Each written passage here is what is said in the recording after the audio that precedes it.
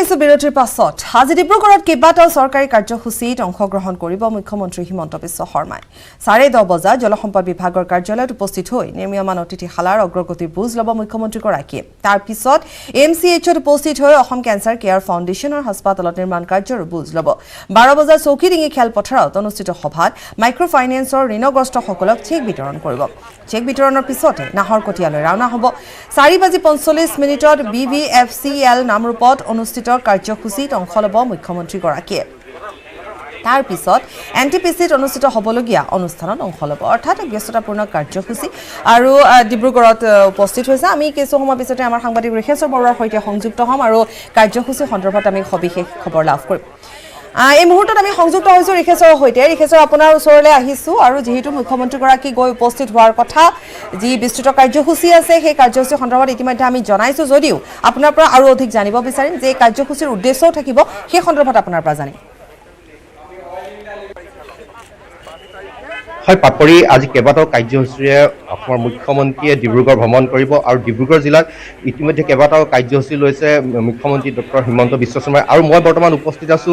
জলসম্পদ বিভাগৰ যি নিৰ্মীয়মান অতিথিশালা এই অতিথিশালা কিছু সময় পিছতে অসমৰ মুখ্যমন্ত্ৰীগৰাকীয়ে ইয়াত পৰিদৰ্শন কৰিব আৰু কোৱাৰ প্ৰয়োজন যে এই যি অতিথিশালা প্ৰায় 8 কোটি ব্যয় সাপেক্ষে নিৰ্মাণ কৰা হৈছে অত্যাধুনিক সা সুবিধাৰে এই যি অতিথিশালা নিৰ্মাণ কৰা হৈছে আৰু বিভিন্ন সা সুবিধা আছে আৰু ইতিমধ্যে এই অতিথিশালাত প্ৰশাসনৰ লোক আৰু আৰক্ষী প্ৰশাসনৰ লোকে ইয়াত তৎপৰতা দেখুওৱা পৰিলক্ষিত হৈছে যিহেতু কিছু সময় পিছতে অসমৰ মুখ্যমন্ত্ৰীগৰাকী ইয়াত উপস্থিত হ'ব আৰু ইয়াৰ পিছতে অসম মেডিকেলত যি অসম চিকিৎসা মহাবিদ্যালয়ত পৰিদৰ্শন কৰিব কেঞ্চাৰ হস্পিটেল পৰিদৰ্শন কৰিব তাৰ পিছতে চৌকিডিঙিত অনুষ্ঠিত হ'ব মাইক্ৰ ফাইনেন্সৰ সভা আৰু তাতে হিতাধিকাৰীসকলক যি মাইক্ৰ ফাইনেন্সৰ সকাহ দিয়াৰ কথা ঘোষণা কৰিছিল তাত বিভিন্ন হিতাধিকাৰীক চেক বিতৰণ কৰিব আৰু কোৱাৰ প্ৰয়োজন যে ইয়াৰ পিছতে পুনৰ ৰাওনা হ'ব নাহৰকটীয়াতো এলানি কাৰ্যসূচী আছে আৰু তৰংগ গগৈৰ ওচৰতো যাব বুলি আমি গম পাইছোঁ বিধায়ক তৰংগ গগৈৰ ওচৰত যাব আৰু আমি ইয়াত বহু লোক আছে বিভিন্ন লোক আছে আমি জানিব চেষ্টা কৰিম দাদা কেনেকুৱা চলিছে কেনেকুৱা চলিছে প্ৰিপেৰেশ্যন ঠিকে চলি আছে এতিয়া আমাৰ হয় আৰু চিএম ছাৰ আহি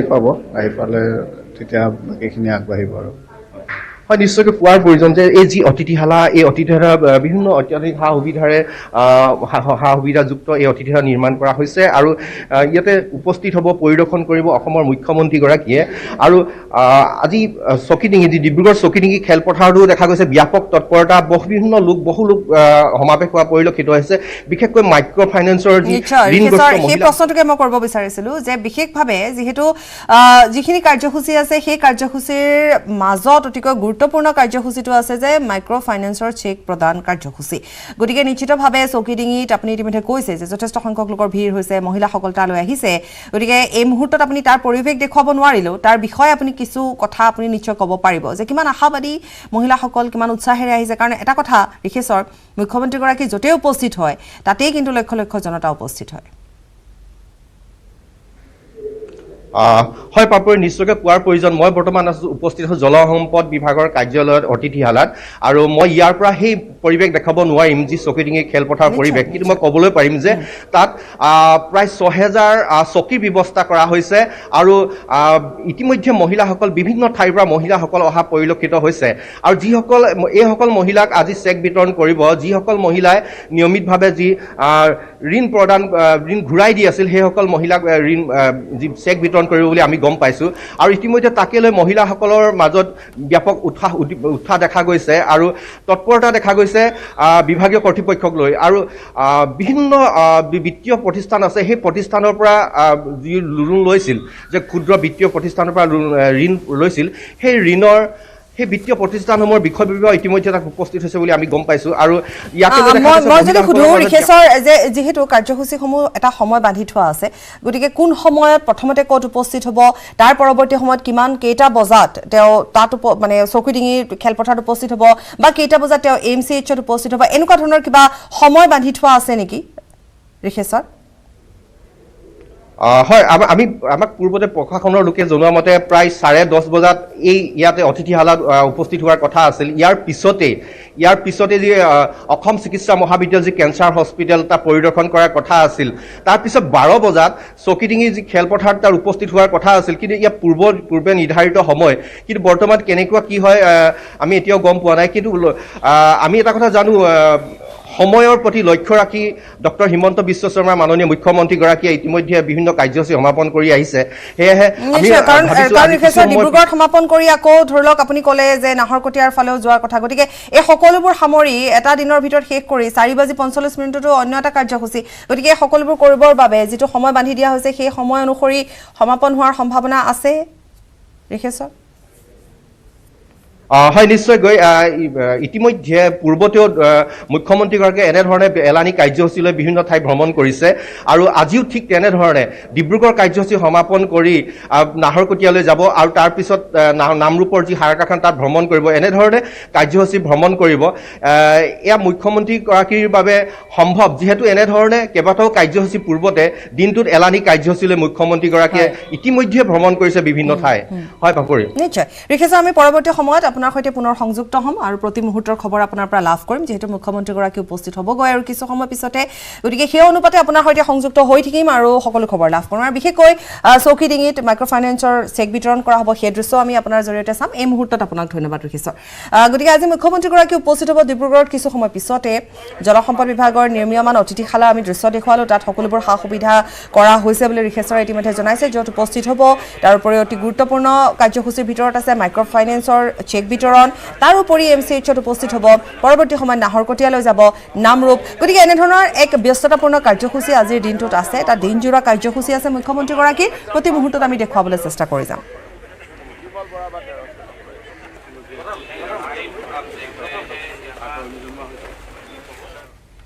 এই মুহূৰ্তৰ বিগ ব্ৰেকিং নিউজ। মণিপুৰৰ পিছত মেঘালয়ত অমিক্ৰণৰ সংক্ৰমণ ঘটিছে। মেঘালয়ত 5জন লোক অমিক্ৰণত আক্ৰান্ত হৈছে। শ্বিলঙত 3জন আৰু ৰিভয়ত আক্ৰান্ত হৈছে 2জন। 5জন অমিক্ৰণ আক্ৰান্তৰ 1জন কিন্তু অসমৰ পৰ্যটক। মেঘালয়ৰ স্বাস্থ্য আৰু পৰিয়াল কল্যাণৰ প্ৰধান সচিব সম্পত কুমাৰে সদৰি কৰিছে এই তথ্য। অমিক্ৰণ সংক্ৰমণৰ পিছতে মুখ্যমন্ত্ৰী কনৰাড চাংমাৰ জৰুৰী পৰ্যালোচনা বৈঠক। ইতিমধ্যে মেঘালয়ত জাৰি কৰা হৈছে নৈশ সান্ধ্য আইন। মণিপুৰৰ পিছত মেঘালয়ত অমিক্ৰণৰ সংক্ৰমণ ঘটিছে। মেঘালয়ত 5জন লোক অমিক্ৰণত আক্ৰান্ত হৈছে। শ্বিলঙত 3জন আৰু ৰিভয়ত আক্ৰান্ত হৈছে 2জন। 5জন অমিক্ৰণ আক্ৰান্তৰ 1জন অসমৰ বুলি জানিব পৰা গৈছে, 1জন অসমৰ পৰ্যটক। মেঘালয়ৰ স্বাস্থ্য আৰু পৰিয়াল কল্যাণ প্ৰধান সচিব সম্পত কুমাৰে এই তথ্য সদৰি কৰিছে। অমিক্ৰণ সংক্ৰমণৰ পিছতে মুখ্যমন্ত্ৰী কনৰাড চাংমাৰ এক জৰুৰী পৰ্যালোচনা বৈঠক অনুষ্ঠিত হৈছে। ইতিমধ্যে মেঘালয়ত জাৰি কৰা হৈছে নৈশ সান্ধ্য আইন।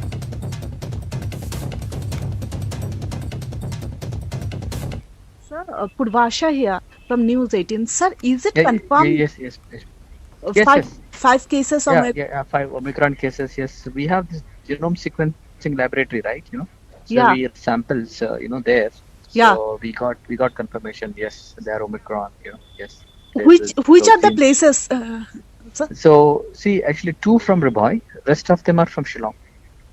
Rest of Shillong. Which are the places, sir? Places, we'll give you, but basically it's not, the place is not very important. They're all returnees, and they, once they come, they, from one is a USC returnee, so once they come, you get tested, and we'll also isolate them in their own house, and everyone. So there is this is there, Okay, sir. Thank you.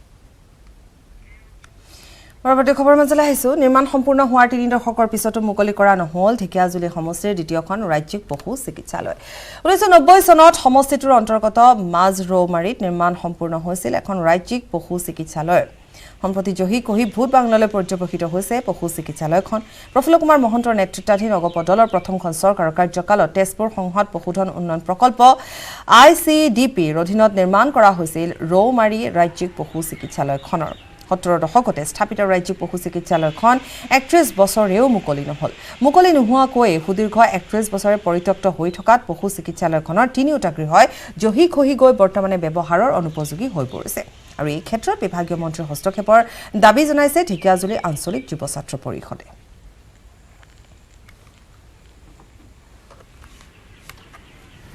90 চনৰ এই নিৰ্মাণ কাৰ্য সম্পূৰ্ণ হৈছিলে কিন্তু আজি 31 বছৰ পাৰ হৈ গ'ল এই ৰাজ্যিক ৰৌমাৰী ৰাজ্যিক পশু চিকিৎসালয়খনৰ আজিলৈকে মুকলি কৰা নহ'ল আৰু ইয়াত থকা যিটো কৃত্ৰিম গো প্ৰজনন উপকেন্দ্ৰ আগৰ পৰাই আছিলে সেই কৃত্ৰিম গো প্ৰজনন উপকেন্দ্ৰৰ গৃহসমূহো ইতিমধ্যে জয়ী হৈ গ'ল আৰু যোৱা 90 চনত নিৰ্মাণ সম্পূৰ্ণ হোৱা ৰাজ্যিক পশু চিকিৎসালয়ৰ যি মূল চিকিৎসালয় গৃহ আৰু চিকিৎসক আৰু ফাৰ্মাচিষ্টৰ যিটো কোৱাৰ্টাৰ এই কোৱাৰ্টাৰ দুটাও জয়ী হৈ গ'ল ইয়াত এক বিশাল ভূমি আছিলে এই ভূমিও এতিয়া পশু চিকিৎসা বিভাগৰ যি অৱকাশ আছিল এক সুন্দৰ এক চৌহদলৈ ৰূপান্তৰিত কৰাৰ বাউণ্ডেৰী ৱাল নাই ইয়াত মাটি যধে মধে বিভিন্নজনে দখল কৰিছে বা ইয়াত অপৰিত্যক্ত হৈ আছে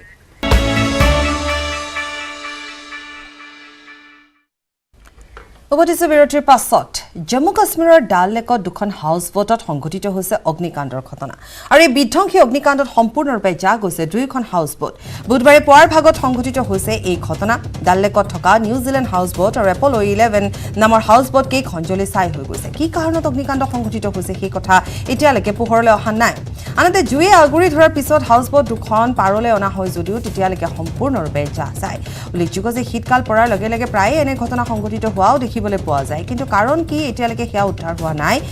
আমি দেখুৱাইছোঁ সেই ভিজুৱেলছ যিহেতু আহি পৰিছে আমাৰ হাতত আমি দেখুৱাই গৈছোঁ এয়া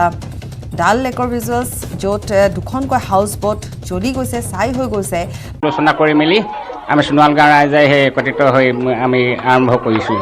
হয় ৰাইজে যথেষ্ট সুন্দৰকৈ পাতিম বুলি আমাক জনাইছে ভোগালী আমি দেখুৱাম একাংশ মহিলা আছে মহিলাসকলৰ ওচৰলৈ যাবলৈ চেষ্টা কৰিম এওঁলোকে বিহু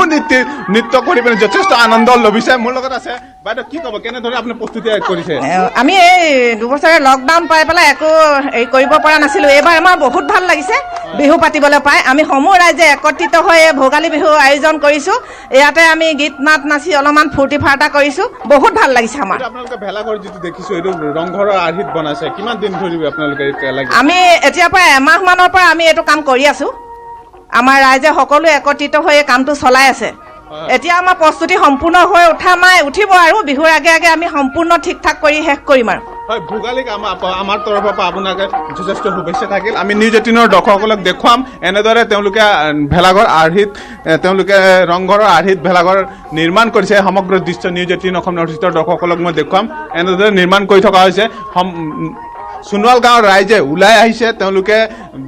15 দিন ধৰি এনেদৰে নিৰ্মাণ কৰি আছে ভেলাঘৰ আমি সমগ্ৰ দৃশ্য দেখুৱাম মহিলাসকলে নৃত্য কৰি থকা দেখুৱাম সকলো দেখুৱাম আমি এনেদৰে দেখুৱাম তেওঁলোকে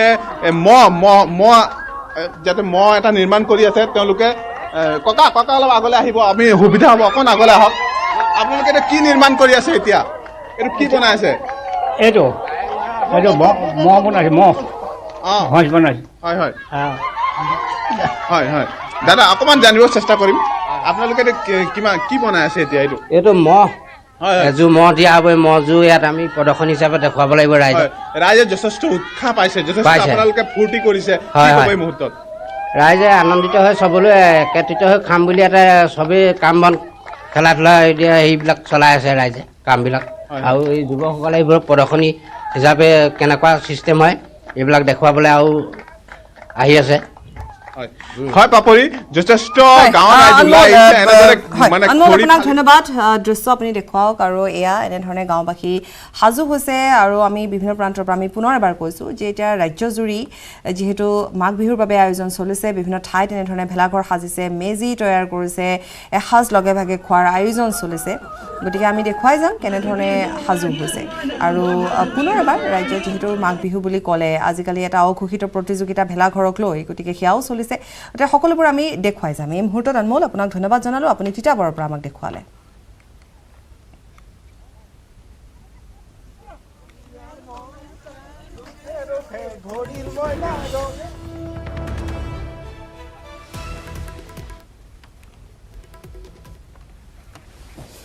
ইয়াৰে সৈতে বাতৰিৰ পৰা বিদায় লৈছোঁ নমস্কাৰ